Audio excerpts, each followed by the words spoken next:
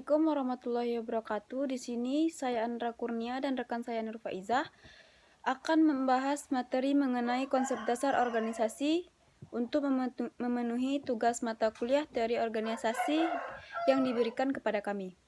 Baiklah, langsung saja saya akan memulainya dari Halo, selamat siang Nur Faizah. Bagaimana kabar Anda hari ini? Selamat siang Andra Kurnia, Alhamdulillah kabar baik. Oke, langsung saja kita masuk ke pembahasan mengenai konsep dasar organisasi. Apa yang Anda ketahui tentang organisasi? Dapat dikatakan bahwa organisasi sebagai proses pembagian tugas mengandung atau memandang organisasi dari segi sistem distribusi tugas sehingga masing-masing pejabat atau masing-masing unit satuan kerja memegang tugas tertentu.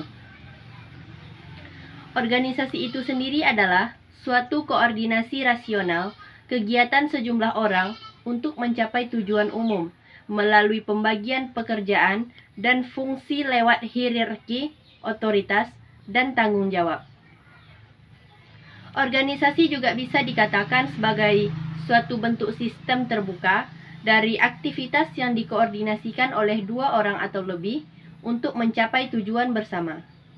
Jadi kesimpulannya, organisasi merupakan bentuk formal dari sekelompok manusia dengan tujuan individualnya masing-masing yang bekerja sama dalam suatu proses tertentu untuk mencapai tujuan bersama. Oke, baiklah Nur Faizah. Salah satu unsur organisasi adalah tujuan. Coba jelaskan tujuan yang dimaksud dalam unsur tersebut. Betapa pentingnya kemampuan pengorganisasian bagi seorang manajer. Suatu perencanaan yang kurang baik, tetapi organisasinya baik, akan cenderung lebih baik hasilnya daripada perencanaan yang baik tetapi organisasinya tidak baik. Selain itu, dengan cara pengorganisasian atau mengorganisasikan secara baik akan mendapatkan keuntungan di antara pelaksanaan tugas pekerjaan mempunyai kemungkinan dapat dilaksanakan secara efisien dan efektif. Secara ringkas, unsur-unsur organisasi yang paling mendasar yaitu adalah harus ada wadah atau tempatnya untuk bekerja sama. Harus ada orang-orang yang bekerja sama. Kedudukan dan tugas masing-masing orang harus jelas. Dan yang terakhir, harus ada tujuan bersama yang harus dicapai. Suatu organisasi memiliki unsur-unsur terpenting dalam sebuah organisasi. Artinya, manusia sebagai penggerak organisasi tersebut dalam usaha mencapai tujuannya, kemudian kerjasama tim sangat diperlukan dalam sebuah organisasi. Hal ini juga menentukan tingkat kesuksesan organisasi tersebut.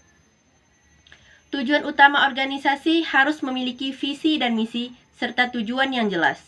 Sumber daya alam juga memegang peranan penting dalam sebuah organisasi. Manusia sebagai pelaku harus bisa memanfaatkan sumber daya alam yang tersedia demi tercapainya tujuan organisasi. Kemudian, adanya pembagian tugas dan kewajiban serta hak dan wewenang bagi setiap masing-masing anggota organisasi. Dan yang terakhir adalah adanya lingkungan yang kondusif. Artinya, terjadinya komunikasi positif antar sesama anggota organisasi. Dalam pembangunan saat ini, ada beberapa bentuk organisasi, salah satunya adalah organisasi ini.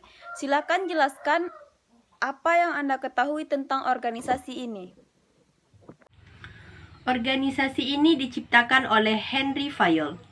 Organisasi ini adalah suatu bentuk organisasi yang berhubungan langsung secara vertikal antara atasan dengan bawahan.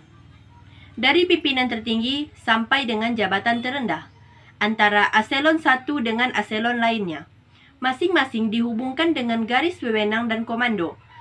Organisasi ini sering disebut dengan organisasi militer. Organisasi ini pun hanya tepat dipakai dalam organisasi kecil saja. Menurut Anda, mengapa sebuah organisasi dipandang sebagai proses? Organisasi dipandang sebagai proses mencerminkan kedinamisan aktivitas kerja dalam organisasi.